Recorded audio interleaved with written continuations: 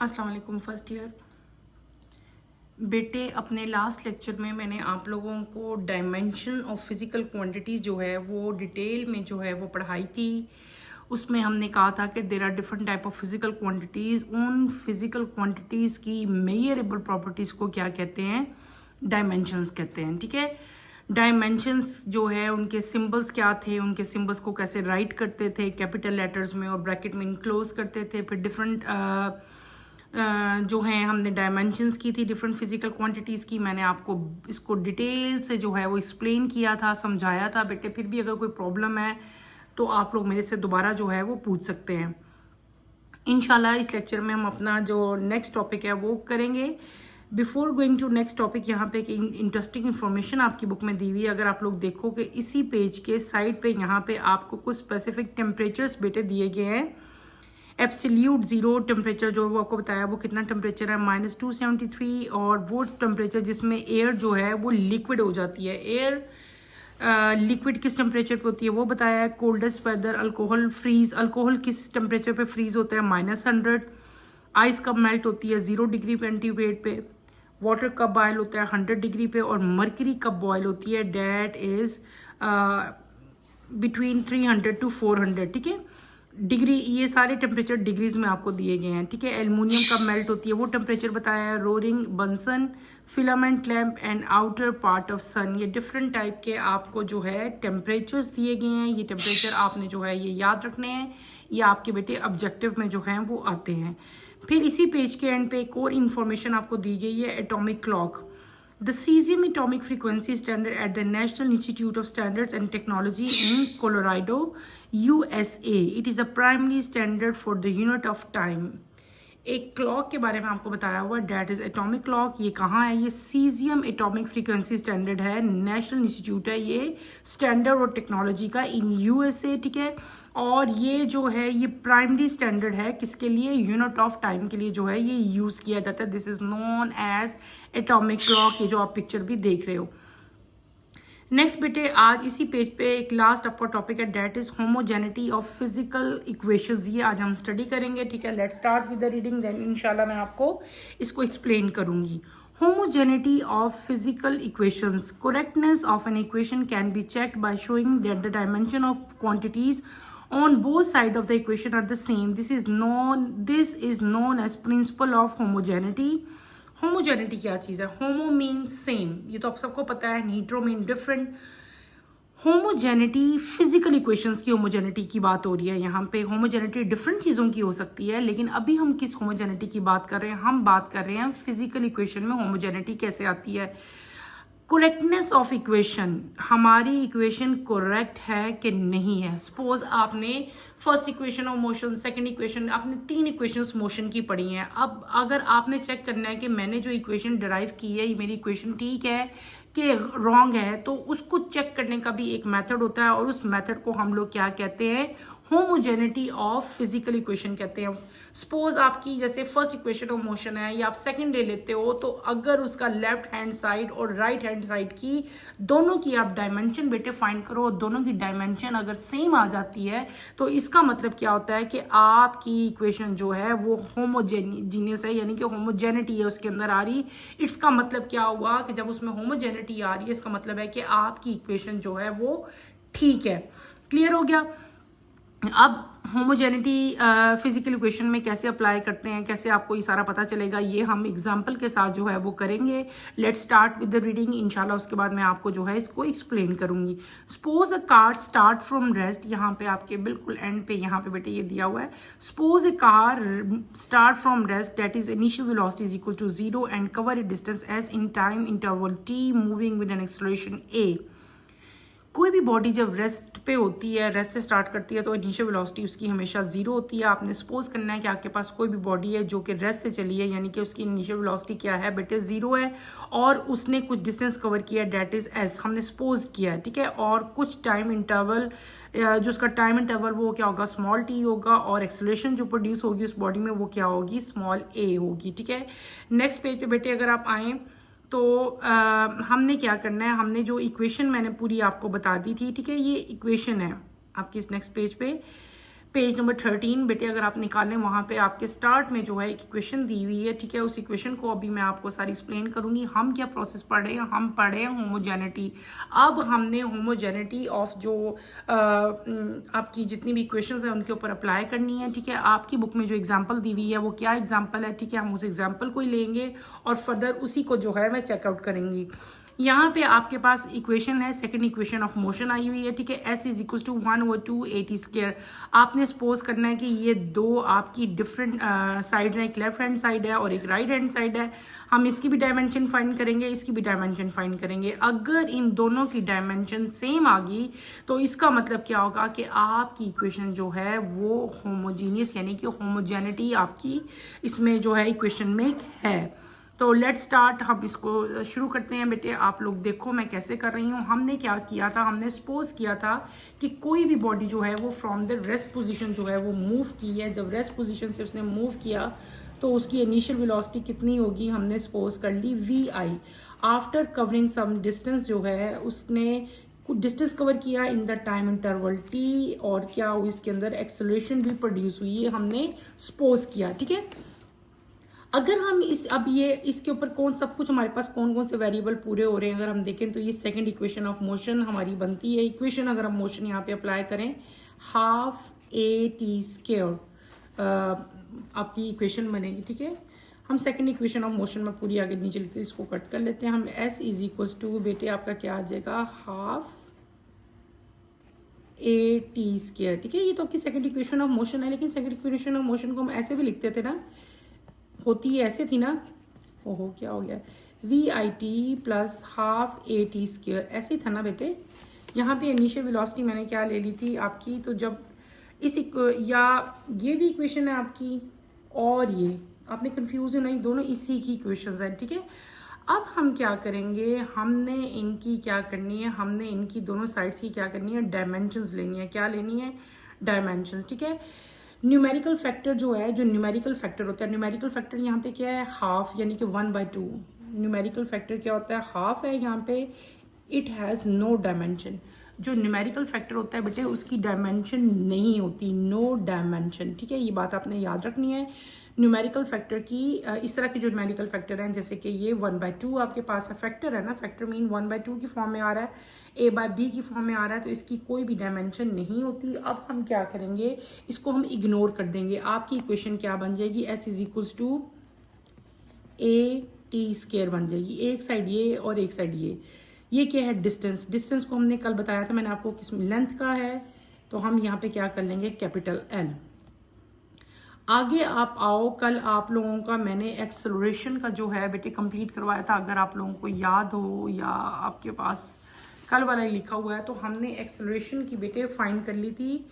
यहाँ पे अगर आप लोग देखो, मैंने आप लोगों को एक्सेलरेशन भी कल करके दिखाया था। ये देखें बेटे, अगर आप इसी कल वाला हमारा जो काम था, हमने एक्सेलरेशन की डायमेंशन निकाली थी ना। एक्सेलरेशन की डायमेंशन हमारे पास क्या आई थी, LT-2। यही याद आया कैसे आई है। तो यहाँ पे मैं क्या करूँगी, यहाँ पे मैं एक्सेलरेशन की डायमेंशन राइट कर लूँगी। ये डायमेंशन मैंने डायरेक्ट ली है, अगर आपके पेपर में आती है तो आपने पहले एक्सेलरेशन की डायमेंशन फाइंड आउट करनी है। मैंने डायरेक्ट इसलिए लिख दी है क्योंकि कल मैंने आपको एक्सेलरेशन की डायमेंशन बता दी थी कि कैसे हम लोग इसको फाइंड आउट करेंगे।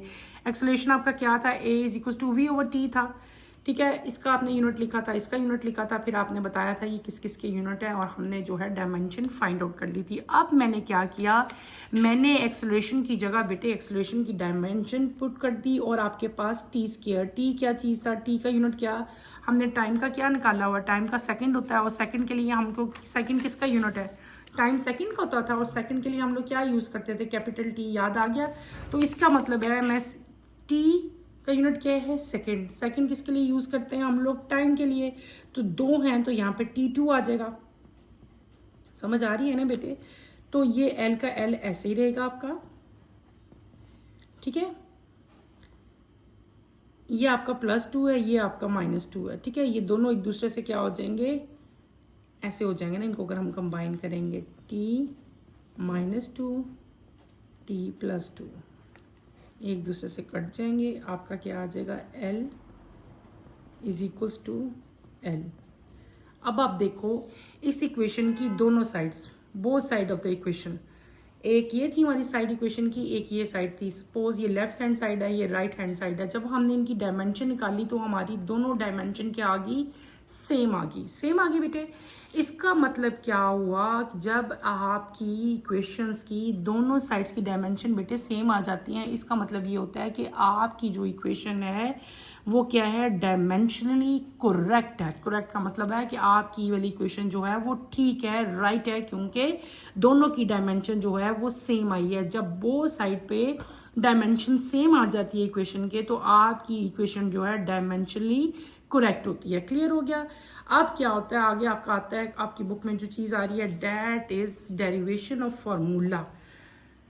ठीक है, dimensionality can be use to drive a possible formula for a physical quantity by correct estimation of various factors on which the quantity depend. कि हम लोग जो है बेटे क्या आपका इसमें दिया गया है, मैंने आपको क्या समझाया अभी, हम लोगों ने क्या किया बेटे, हमने सारी की सारी आपकी वेरिफिकेशन हमने इसकी की, होमोजेनिटी की, कि हमने जो अभी पूरा मैंने आपको जो प्रोसेस बताया था होमोजेनिटी, उसको हमने एक फिजिकल इक्वेशन के ऊपर अप्लाई किया।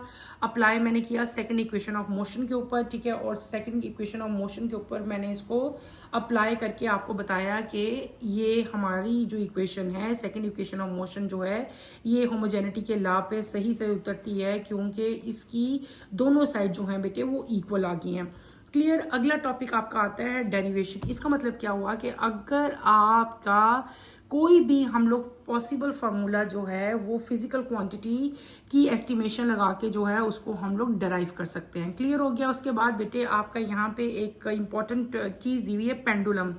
This the device which made the pendulum clock practical. ठीक है, ये वो डिवाइस है आपको दिखाया हुआ है यहाँ पे। ये पुल पैलेट है, ये एंकर है, ये आपका स्केप व्हील है जो रोटेट करता है, और ये आपको एक शो की हुई है एक पिक्चर, ठीक है, पेंडुलम की। आगे आपके आता है एग्जाम्पल दी हुई है आपकी बुक में, अगर आप गौर करो, derive a formula for the centripetal force required to keep an object moving along the circle with uniform speed, assuming that centripetal force depend on the mass of the object, radius of the circle and uniform speed। आपको क्या चीज़ दी हुई है बेटे, आपने centripetal force का formula जो है वो फाइंड आउट करना है, और जो है सेंटीपिटल फोर्स जो है वो आपको दी हुई है। आपको क्या उन्होंने दिया हुआ है, आपको दिया हुआ है उन्होंने एक फोर्स दी हुई है किसी भी मैस की, जिसका मैस जो है वो क्या है, स्मॉल m है, रेडियस आपको सर्कल का r दिया हुआ है, यूनिफॉर्म स्पीड के साथ वो मूव कर रहा है अलोंग द सर्कुलर पाथ, तो उसका जो स्पीड है वो कितनी दी हुई है, आपको v दी हुई है। आपको पता है कि जो सेंटीपिटल फोर्स होती है वो डायरेक्टली प्रोपोर्शनल होती है मैस, स्पीड एंड रेडियस के। इसको हम कांस्टेंट बना लेंगे। कांस्टेंट को हम लोग क्या करेंगे, ऐसे आप लोग डायरेक्ट आपकी फोर्स की इक्वेशन ये आ जाएगी। ठीक है, अगर आप इसको लिखो, मैं आपको कर देती हूँ ये इक्वेशन ताकि आपको इसको क्लियरली जो है आपको समझ आ जाए। हम कर रहे हैं बेटे अपना एग्जाम्पल कर रहे हैं 1.1। हमने क्या किया, हमने ले लिया force is equals to mvr। ठीक है, तो आपका यहाँ पे F आएगा मेरे बेटे, यहाँ पे क्या आ जाएगा M, यहाँ पे क्या आएगा V, यहाँ पे क्या आएगा R। क्लियर है। अब हम यहाँ पे इनके पावर्स भी हम सारी लिखेंगे। एक्सपोनेंट जो हैं ये क्या था, ये A, ये B और ये क्या था आपका C। अब मैं यहाँ पे इनकी डायमेंशन लिख लूँगी। मैं डायरेक्ट डायमेंशन लिखूँगी, डराइव नहीं करूँगी, क्योंकि हम लोग कल ड्राइव कर चुके हैं। देखो अगर आपको याद हो, कल मैंने फोर्स की डेरिवेशन की थी। फोर्स, ये फोर्स है, force equal to m into a, और फोर्स का मैंने डायमेंशन निकाली थी mlt-2। अब मैं डायरेक्ट यही फोर्स की जगह पे जो है वो लिख दूँगी mlt-2। ठीक है, आपको मैंने बताई थी कल कैसे मैंने की है। यहाँ पे आपका मैस के लिए कैपिटल M आ जाएगा। स्पीड के लिए हम लोग क्या यूज़ करते थे, L/T, ऐसे यूज़ करते थे। इसकी डायमेंशन बाहर आ जाएगी, पावर जो है वो बाहर आ जाएंगी। और ये रेडियस के लिए, रेडियस क्या है, लेंथ के लिए, लेंथ के लिए मैं इसको यूज़ कर लूँगी। फिर हम आगे चलेंगे। अगर बेटे क्या मैंने आपको क्या कर दिया, मैंने सबकी जो हैं वो डायमेंशंस लिख दी हैं। ठीक है, और इसका जो पावर है या एक्सपोनेंट्स है इनको हम लोगों ने बाहर लिख दिया। अब ये आपका ये तो ऐसे ही रहेगा mlt-2। यहाँ पे बेटे क्या आ जाएगा, ये हमारा आ जाएगा m,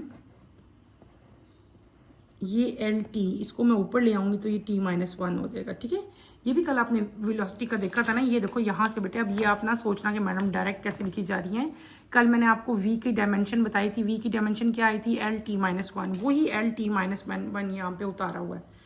कल क्योंकि हमने डिराइव कर ली थी, आज मैं डायरेक्टली जो है वो सिर्फ और सिर्फ उतार रही हूँ, ठीक है। यहाँ पे हमारा क्या आ जाएगा MLT-2 और यहाँ पे क्या आ जाएगा आपका MAL,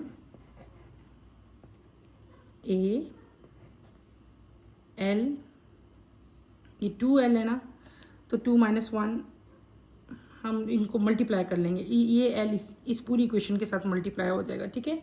तो आपका क्या आ जाएगा LT, ये क्या आ जाएगा आपका B प्लस C, ये C है ना, ये B था, और T आपका क्या आ जाएगा, T के साथ जब इसको मल्टीप्लाई करेंगे तो -B आ जाएगा।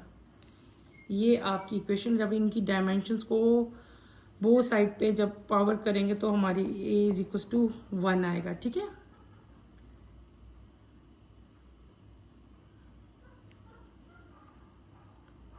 यहाँ तक तो आपको क्लियर हो गया ना।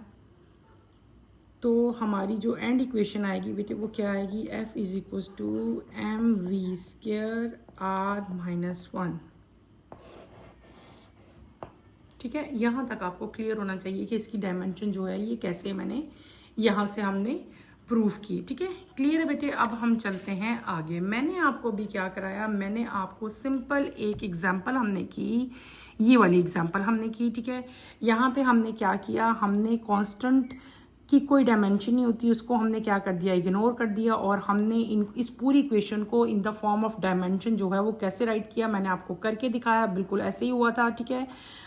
यहाँ पे जाते जाते एक और हम ये इंपॉर्टेंट नोट भी पढ़ लेते हैं। Calculators are design to yield as many digit as the memory of the calculated chip permit, hence be sure to round off the final answer calculation down to correct number of significant figures.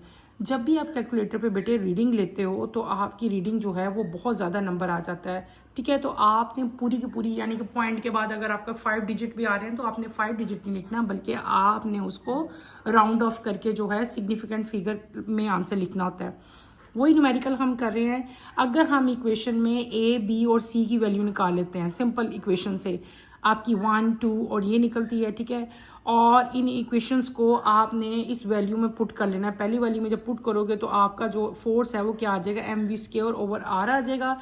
ये numerical आप लोगों ने करना है। अगर ये numerical आपको समझ नहीं आई तो आप लोग मेरे से दोबारा जो है वो समझ सकते हैं। लास्ट टॉपिक हमारा क्या है, लिमिटेशंस इन डायमेंशनल एनालिसिस। हमने सिग्निफिकेंट फिगर्स पढ़े थे, वहाँ पे हमने सिग्निफिकेंट फिगर्स की डायमेंशंस पढ़ी थी। जब हमने अनसर्टेनिटी पढ़ी थी तो मैंने उसकी भी एंड पे हमने उसकी लिमिटेशंस की थी। तो इसी तरह बिल्कुल जो है वो डायमेंशन की भी कुछ लिमिट्स हैं, वो क्या है उनको हम रीड आउट करते हैं। The dimensional method can not identify where an equation is wrong, even if the equation is prove correct we can only say the equation might be correct for the reason that the method does not provide a check on any numerical factor or constant that can be determined by experiment or plotting some suitable graph between the variables. Dimension has some limitations.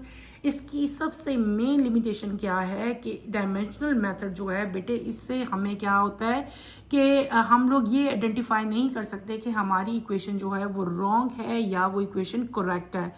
अगर वो equation correct भी होती है तो क्या बात है, उसमें लिमिटेशन क्या आ रही है कि इक्वेशन जो है वो हमें देखने में राइट लग रही होती है, लेकिन जो उसके न्यूमेरिकल फैक्टर्स हैं या उसके जो कांस्टेंट होते हैं हम उनको चेक नहीं कर सकते, ठीक है। तो उनको चेक करने का तरीका सिर्फ यही है कि या तो हम एक्सपेरिमेंट्स करें या उनके जो है वो ग्राफ से जो है उनको हम रिप्रेजेंट करें। ये क्या चीज़ थी, ये उसकी लिमिटेशन आ गई थी। क्या लिमिटेशन होगी कि डायमेंशनल मेथड जो है वो इक्वेशन को आइडेंटिफाई नहीं कर सकता था कि इक्वेशन आपकी राइट है कि रॉन्ग है। और इसमें दूसरी चीज़ क्या थी कि आप कोई भी चेक नहीं कर सकते कि न्यूमेरिकल फैक्टर और कांस्टेंट को भी इन डायमेंशंस, ठीक है।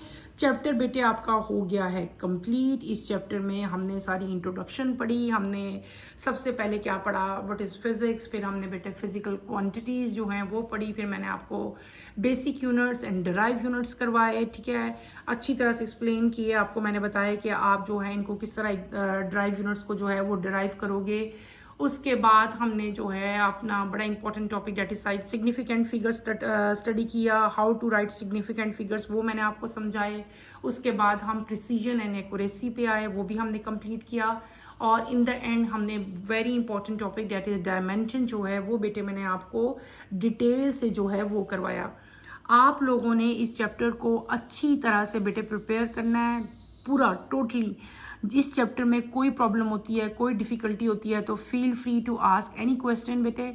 मैं इसकी एक्सरसाइज आप लोगों को करवाऊंगी, लेकिन अभी नहीं करवाऊंगी। अभी मैं इंशाल्लाह नेक्स्ट लेक्चर पे जो है, नेक्स्ट लेक्चर में नेक्स्ट चैप्टर जो है वो स्टार्ट करवाऊंगी। 2-3 चैप्टर्स हमारे ख़त्म हो जाएं उसकी थ्योरी, देन मैं इंशाल्लाह आपको जो है इन चैप्टर की जो एक्सरसाइजेज हैं वो उसके बाद मैं इंशाल्लाह आपको करवाऊंगी। बेटे कमिंग लेक्चर की नोटिफिकेशन के लिए आप चैनल को शेयर करो, लाइक करो और सब्सक्राइब करो। इंशाल्लाह कमिंग लेक्चर में हम नेक्स्ट चैप्टर जो है चैप्टर नंबर 2 अपना स्टार्ट करेंगे। और मुझे बेटे यहीं पे इजाज़त दो, यहीं पे हम अपना टॉपिक एंड करते हैं। आप इसको अच्छी तरह से जो है वो इसकी प्रिपरेशन करें, इसको प्रिपेयर करें, ठीक है। और इसके साथ ही यहीं पे अपना टॉपिक जो है बेटे वो एंड करते हैं। अल्लाह हाफिज़। फर्स्ट ईयर टेक केयर बेटे।